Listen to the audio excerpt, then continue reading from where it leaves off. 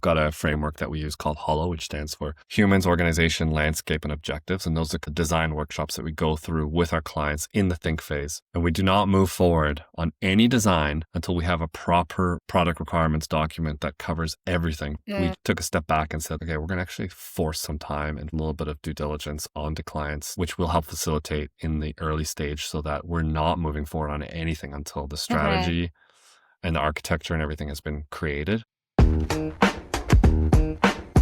Welcome to the CTRL ALT GAB podcast, where we sit down with tech founders to break down how they scale, pivot, and grow. I'm your host, Gabrielle Walthers. Let's dive in.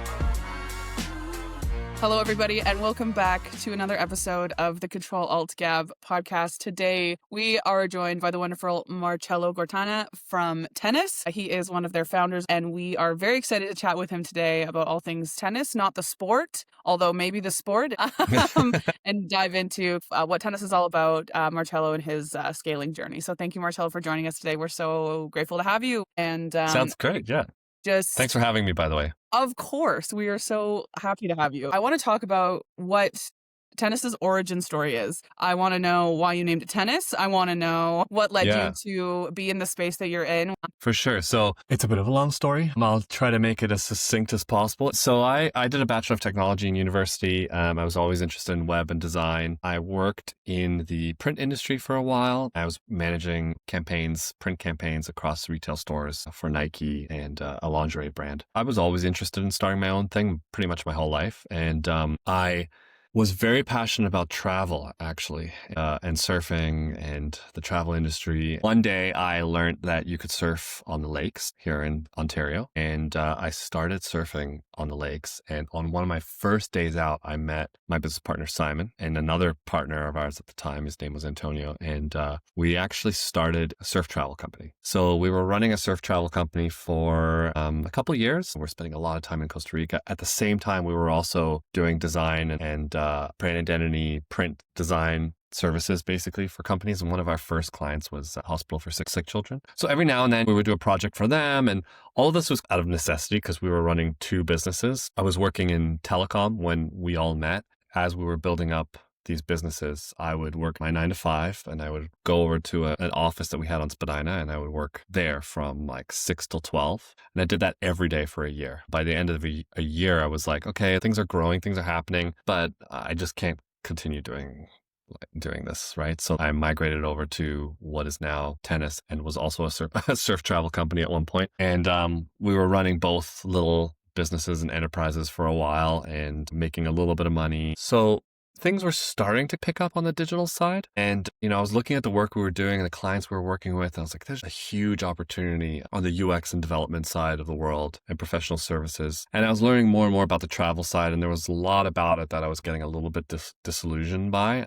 Eventually, I just made the decision to part ways with the surf travel company and our partner there, our shares. And then Simon and I continued with what is now Tennis. Was also Collective at one point and then rebranded into Tennis. And 12 years ago, we set a direction. We were doing a lot more brand identity, print design, more creative back then, but we had set this direction that we wanted to be fully in digital as the long-term milestone. And we are there now. Very cool. I did not expect the surf industry to be such a critical pillar to your origin story.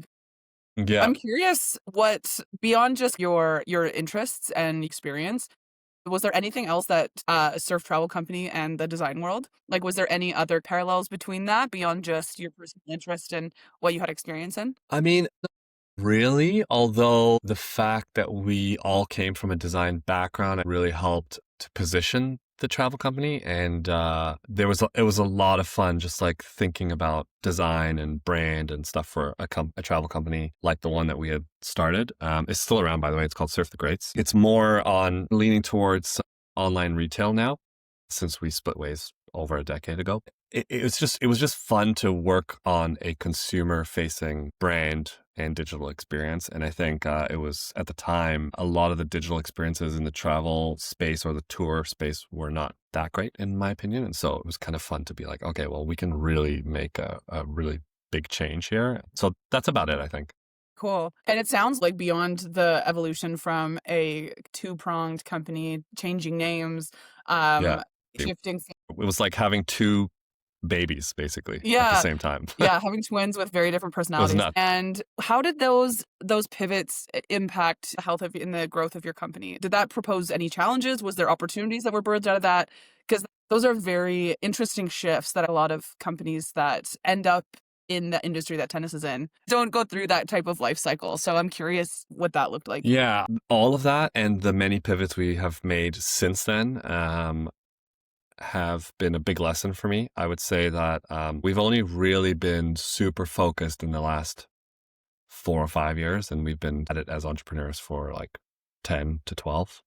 And it took me a long time to just learn focus and patience. I would say I'm still not great at it, but I'm miles ahead of where I was. We had the surf travel business and what was a small creative studio, and obviously it was impossible. It's very difficult to run two different businesses that are completely different models. I was jumping between both because I was running the business side of it. And then my business partner, Simon, is a design director for us at Tennis. And so he was really deep into the production. He had some focus. I was jumping around a lot. Yeah, we made that shift and it immediately gave us a bit of clarity. I don't think we learned anything really from the first shift because we then down the road started seeing some opportunity in experiential. And so we dove pretty headfirst into experiential before the pandemic, and we were doing really well at it. We had some really great clients in our first year, clients like Accenture, Staples Canada, and our experiential was really about combining UX and development and physical structures. So working with fabricators and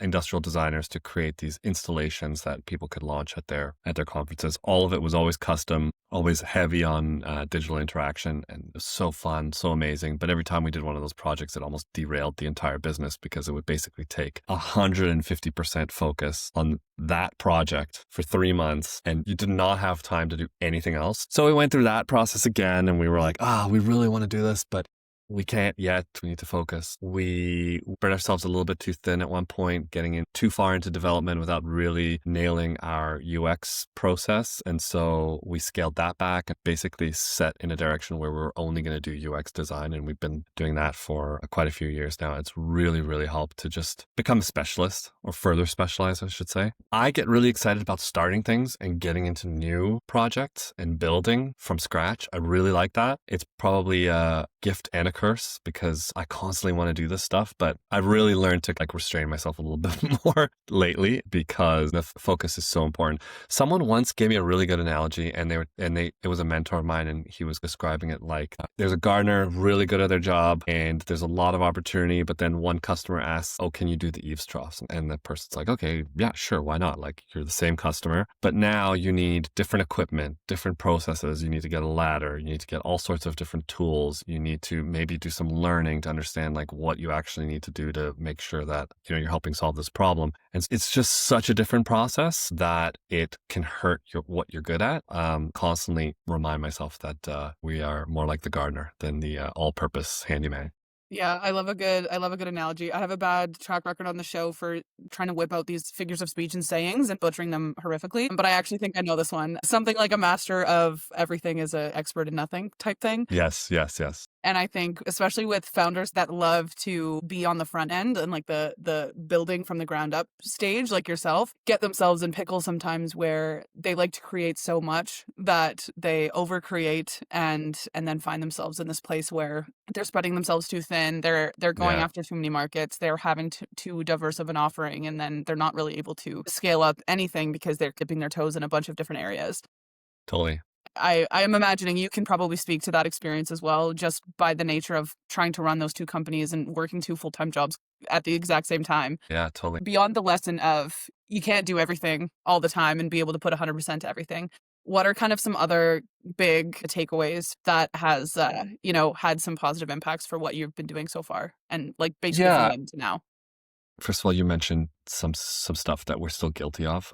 Being too broad in our target market and the companies that we work with is difficult because it's hard to consolidate messaging. It's hard to communicate problem solving when you're approaching too many industries, which we do. And we work with a lot of different industries. We have some concentration. And I think for 2026, one of my goals is to really start focusing in on a few industries that we've been successful in. But it's hard for me because I also believe that what we do in the the UX design and development space is not industry specific. A lot of companies in all sorts of industries are facing the same problems, but it does get easier when it comes to marketing and sales to just like narrow down your focus and really speak specifically to the people that you're targeting. So that's something we'll probably change in the future. I think of some of the other functions within the business, like sales and marketing, or things that I don't have that much experience in building sales processes, building marketing processes. I've never done that in the past. When we talk about being too broad, I think about like how long it's taken me to get good at something that I'm a beginner at. So like sales processes and marketing and stuff like that. We probably spent 2-3 years trying to figure out like what our overall sales strategy was going to be within the organization. We tried many different things. We have gone through many different iterations of what is the ICP? What is the messaging? If you think about a task like sales, for instance, or marketing, which is a business function, how long it takes to just get efficient and good. And then you think about the UX design, consulting, design, development, and then all the additional services the clients need, like accessibility support, optimization. It's never ending how far you can specialize. And whenever you aren't doing that, you're just losing time. And I'm always wary at one point, and it's still pretty popular with larger organizations, but at one point it was popular to be everything in the web and UX space. You did everything. You did SEO, you did web, you did all of this stuff. But like when I hear that now, I'm kind of wary. I understand how it works in the huge agencies in the world that have a lot of funding and a lot of people, because people can specialize within the organization in services and you can have teams that are specialists. But beyond, like below those really big behemoth organizations, I'm always like, how are you actually good at all of these things? You probably have one really strong capability and then the other you're okay at. And I think the world's changing. It's becoming more about specialists and less about generalists. Mm-hmm. Yeah. And you're right. There's a big shift because a lot of people want to add on more use cases and diversify their offering. But they take the success of the first use case and they almost give themselves a false sense of confidence. And they're like, well, this is singing, so we can add this on. It's going to be completely fine. And not understanding that the same level of care and attention and specificity needs to be applied to everything you do. And the success of your first offering isn't just going to automatically roll down, impact everything you do. And I think that's an interesting shift that you brought up, how people used to be much more drawn to that one window approach where they can have one point of reference and one contact or one connection that's going to be able to provide all of this to them. But you're exactly right. That's shifting massively. And I think a lot of people have noticed this in strategic partnerships where they're like, okay, this is great. We're going to partner with this person, this company, and they're going to do all of these things for me. That's amazing. And then you'd only learn after you've spent X amount of money and wasted a bunch of time that you'd be better off to either niche down your partnership or take some of it on yourself, or like in the big agency model, like it's outsourced. It's everything that they're not proficient at is just outsourced to another agency. So you're paying a markup for that. Yeah. The model is not appealing to me. Mm-hmm. Yeah. Super fair. I think a lot of people would echo that. I think that it's really just speaking to an outdated model that is just now pushed out for good reason. But there's also the quality of life side of it. So that I think about often. It's as entrepreneurs, it's extremely stressful at times. There's a lot of waves of emotions and challenges and internal analysis of whether you're good enough or all of the things that come along with going out on your own. And sometimes, the wrong partner or the wrong strategic decision actually has a worse effect on you personally than the business. Yeah. So making those decisions from a personal peace of mind perspective is great too.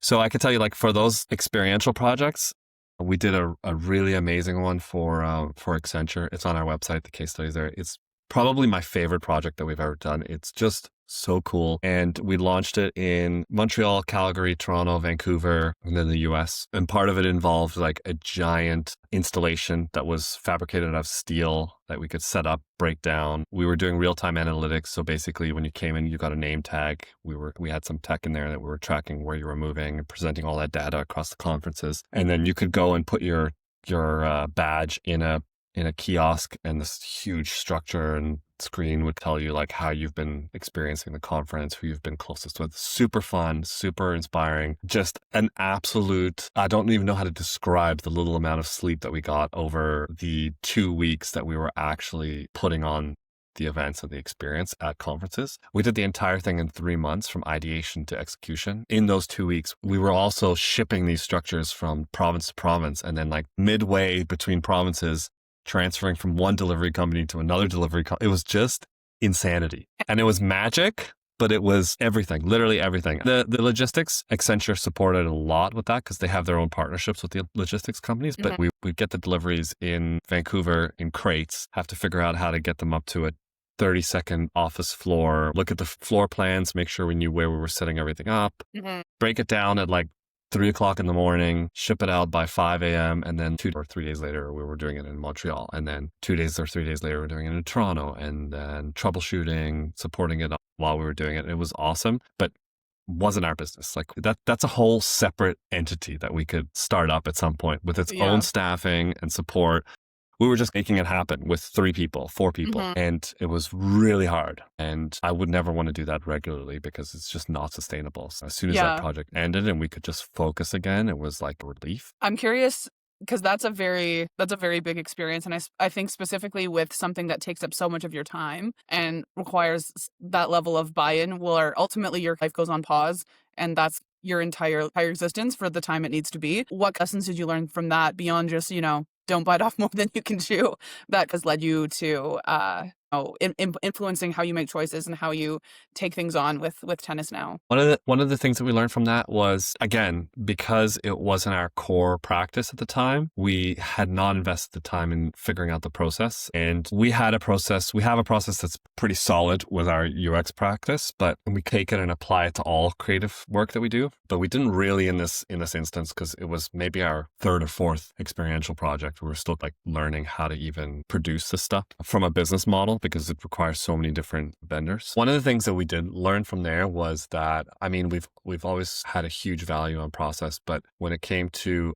projects like this where you have to ideate and fabricate, we learned, and especially in the event world, it seems like most people that are making decisions around events and experiential are thinking on like a 3-month timeline, which is not enough time. So we started to revise our process a little bit and basically force clients to take more time to think, which is very similar to what we did with tennis. We recognized very early on in the UX and development space that we saw a trend.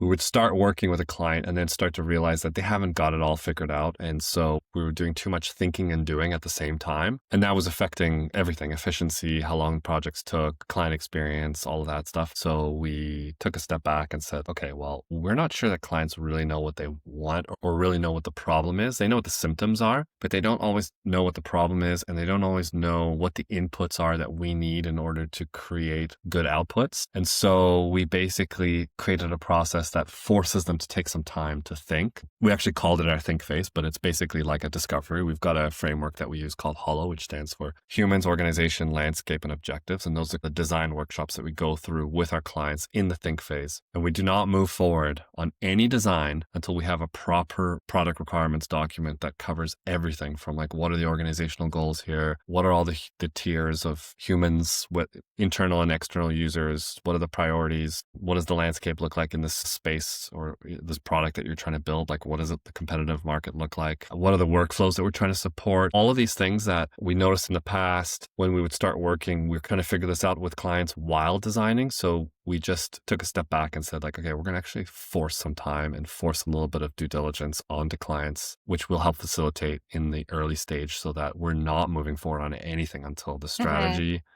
and the architecture and everything has been created. And we took the same approach with the experiential. It was like, listen, we don't know how much it's going to cost to produce this thing because we don't even have an idea at this stage. So we really need to allot this amount of time to ideation. And if you can't commit to something within this amount of time, then we are not doing production. You can keep the ideation document and you can apply those ideas wherever you want. Maybe it's for next year's event or whatever. But if we don't get through this phase and you don't narrow down what you're actually interested in and we don't come up with a accurate scope of work by this amount of time, then we're just not doing the project because it's way too risky. Yeah, that's an important piece too of almost infusing a framework in the early stages where leads are able to kind of qualify themselves, where you can be like, for us to be effective, you have to have certain things in place on your side to have this be a good fit. Yeah. That's something that through these conversations, a lot of founders, especially when they're just launching a product or trying to implement a new use case, they're very quick to get people onboarded and people using it and get everything live. But if you open the gates to people that don't have the internal infrastructure to support, or they're not equipped internally to really handle the solution that they're trying to get, then it's bad for everybody. And Yeah. we've seen that on our end too. People think that they're ready for a lot more than oftentimes they actually are. Having those steps where it's like, no, we need these things from you, because not only does that make us able to do our job, but it also allows us to know that this actually is going to be effective for you. And so neither one of us is wasting our time or money. Mm-hmm. Is really actually quite important. Yeah. Pre-qualifying is important for sure. Yeah. And where you have gone through niching down and making sure you're a bit more intentional and narrow with who you're going after, where did you land on that? What is your current conceptualization of your ideal customer? Another part of that question is that still evolving? And are you still in that place where you're trying to figure that out? There's two areas that we've kind of niched down. One is like ourselves as an organization. Years ago, we were positioning ourselves as full service, and we actually decided we don't want to do dev in-house. We don't want to manage developers' processes. We don't really want to get into support. It's a very different business model. And this was a long time ago. That gave us many years of being able to just focus on UX design and the process and just being excellent at that, and partnering with people who only focus on development and they're excellent at that. And we actually had one partner, and then we integrated a little bit and it worked quite well. But we're at a point now where we feel like we want to start getting back into more of a full service model, mainly because I think it's really difficult to maintain control between design and development and maintain the vision and the solutioning and design across development if you don't have it in-house. It's not impossible. It's just harder. We're exploring a little bit of a new model, and we don't have it figured out yet. It's in process, but we're trying to figure out, what is that role that we want to bring on in-house. We don't want to build a full dev team, but we want to have some senior leadership in-house. It's in evolution at the moment. Mm-hmm. From the client perspective, we don't have an industry concentration, which we probably will in 2026. I'm saying probably because I'm not 100% sure if that's the direction that I want to take yet. It's still trying to figure that out. I'll tell you what the driver is of this idea is that I'm probably going to hire another sales rep in 2026. And so I started thinking about, we have a sales rep right now, an account executive, and I'm starting to think like, how do you segment multiple sales reps? And there's too few to think geographically, because that doesn't really work when you have two sales reps. That's not really necessary. So my gut is that the best way to segment sales account executives or sales reps is industry based, so that they can really specialize in an industry. I'm leaning towards segmenting, looking at all of our data over the last probably 3 years and pulling out those clients that we really love, segmenting all of them into industries, and then focusing on the 4 or 5, maybe 10 that we really, really love, and trying to see what the trends are in the industries there and maybe segmenting them based on those industries. But generally, we work really well with businesses in enterprise, and then that's kind of like our primary audience. And then secondary would be 100 to 500 employees typically. It doesn't mean that we won't work with anything smaller than that. We actually do work with a lot of nonprofits and associations that are typically smaller in employee size, but have similar budgets. Mm-hmm. So there's some there's some overlap. Same with startups and like the VC world. We do some work with them as well. We got a few clients there and they work really well with us. So there's a couple variables that we kind of look at, but that's generally what we're looking at. Yeah. And with having a plan for niching down industry, knowing the size that you typically want to go after, but not being restrictive to that, how does it impact you and your team operationally working with these smaller companies versus working for big enterprise companies? Because I can imagine, just from what I've experienced. Controversial. Yeah, like that's a big difference in just project management, how things roll out. Yeah. The levels of approvals and feedback and really everything I can think of would be very different from those two sizes. So I'm curious how that looks for you guys. So we love the enterprise level. And I'm saying in this example, enterprise is like anything over 500 employees. We don't have too many on the enterprise space. We want to grow in that space. It takes a long time to build that relationship, build that trust, and get an opportunity in that sort of like enterprise space. So it does take a long time. I really enjoy the enterprise clients that we work with. There's a level of sophistication that they bring and experience that not just with design and technology, but just working with external vendors, that just makes the process really great. Similar to the 100 to 500 employee range, there's a level of sophistication and experience that they bring to the table, and internal expertise and knowledge that they bring to the table that make it really awesome to work with them. The client base that we sometimes have trouble with is the below 50. And I find them quite challenging to work with at times. Again, this is not all companies, because we do have some companies that we work with in that size that are fine. But I'll say we do a lot more due diligence on companies below this, like 50 employee count, to make sure that they're going to be a good fit, because I just find that it can be much more challenging. They don't have the obstacles of complicated purchasing hierarchies and stakeholder groups and approvals and all that. But I find that they're quite challenging just to manage. Yeah, I think that's an interesting thing you bring up, because it's like, what battle do you want to fight? Is it the long sales cycle, or is it the once they're onboarded challenge and kind of that unfocused, eager, smaller company that could be doing great work, but... And I get it. We're a small company, founder-led organization. I totally understand why sometimes it's just a bit more difficult to manage those clients. Yeah, but I think too, through this discussion, it points out the value in niching down to size specifications as well, because then you know who your enemy is. If it's the long sales cycle, then that can be implemented and taken into consideration when you're developing sales campaigns and strategy with regards to cold outbound or anything really. But if you're trying to fight both battles at once, that's a much harder. That's a to complete. And employee size is just the easiest thing to filter too, right? Yeah. There's a whole range of things that we look at that are like ideal clients, but just to bring it down to the simplest ingredient, it's, how big is the organization, basically. Yeah. That's an easy filter to apply for sure. Totally. Yeah. I know you mentioned the strategy in relation to sales and marketing is something that you're moving into developing out here shortly. With that, is there going to be a decided focus and a lens on getting in front of that enterprise level? Is that going to be infused in your strategy at that level? Or is it something that, okay, sweet. Yeah, it always has been. We have like the ideal ICP, like a tier 1 and a tier 2. And from a sales strategy, a sales execution perspective, when we have our sales reps doing any outbound or anything like that, the first thing I want them to do is basically filter. Okay, you had a great conversation with this client. That's awesome. As a cold call or whatever, you've got some really good engagement. You're having some really great discussions around what their environment looks like, solutioning. Have you answered the question of whether it's a tier 1, tier 2, or tier 3? Because if you've had one good discussion and then you're struggling to get any sort of follow-up in place and it's a 40 employee company, I would say don't bother continuing. Yeah. Or just turn down the effort. If it's a great discussion and it's a tier 1, it means to me like, okay, there's a lot more opportunity to network and connect throughout the organization with other people and start to just build a little bit of a relationship and build some trust there and, present us as an option when an opportunity comes up. Yeah, definitely. And we're coming up on the end here, but I do want to ask, from zero to present, there's been a lot of change. And I can tell based on, how you talk about the future that there's going to be some change coming down the pipe as well. And so looking to the future, what is the next benchmark or metric you're looking to hit? And as specific as you can be, what's your plan of attack beyond expanding and hiring and stuff to get there? And what does that next level look like for you guys? Yeah, there's lots of levels, obviously, to get to whatever the BHAG is.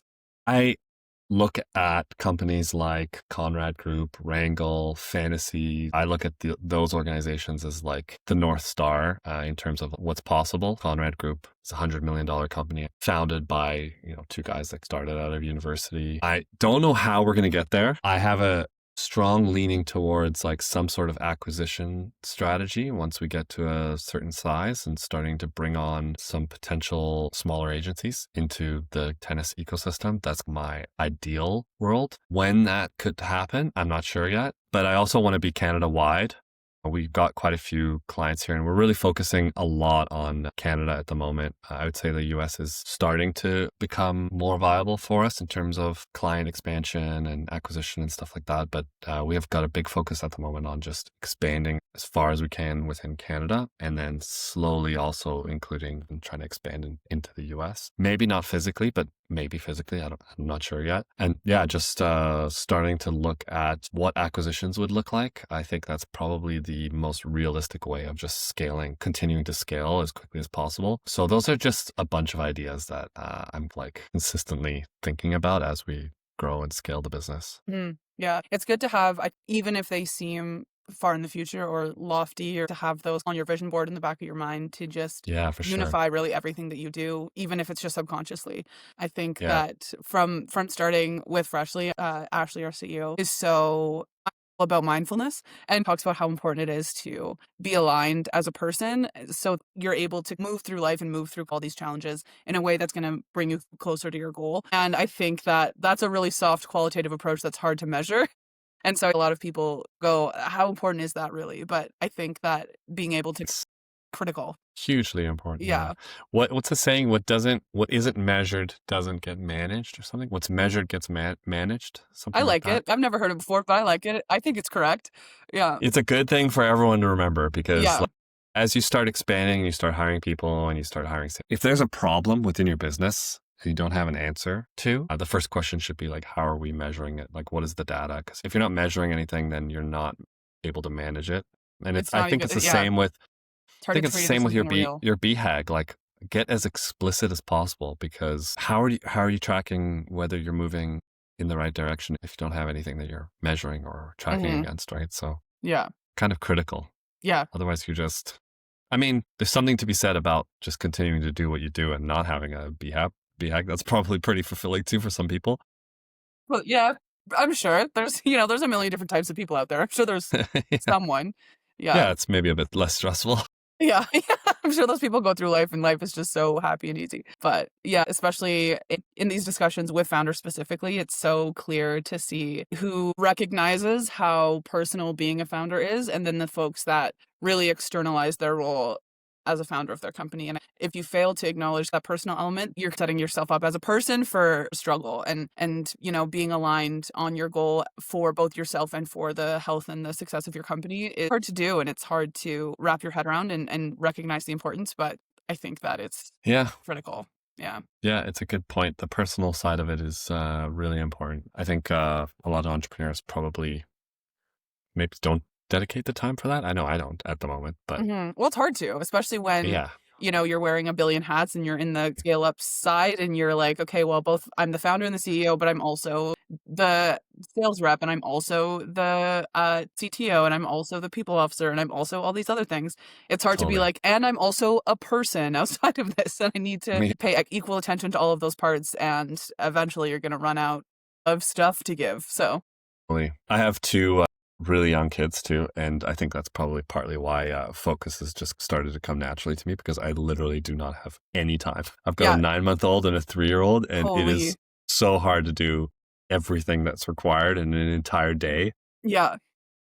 It would be hard enough to do 1 that. hour. Yeah.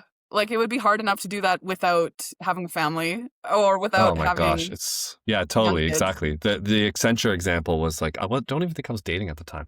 I was literally just a single guy with all the time in the world. Yeah.